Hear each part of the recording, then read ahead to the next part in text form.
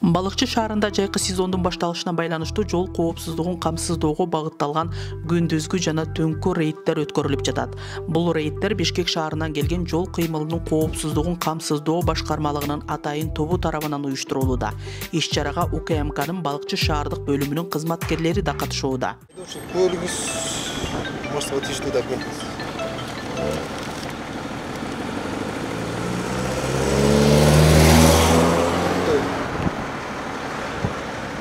Рейдтин негизги максаты мыйзам бузуулардын алдын алуу жана эл коопсуздугун сактоо болуп саналат.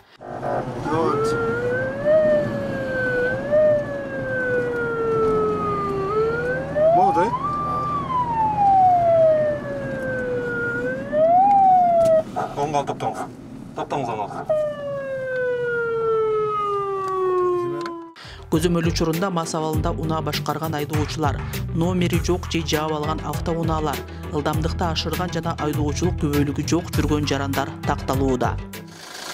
Азыр 2 фаранктен жок болуп койду. Я муну жаңы алмаштырган байты мына. Жаңы алып турбады. Поворотторун иштебей аткандан жаңы магазинден алып азыр.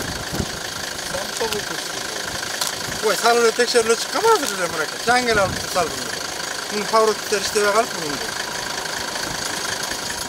Мындай рейдтер Балыкчы шаарында күн сайын өткөрүлүп, жайкы сезондун коопсуз өтүшүнө кызмат кылууда.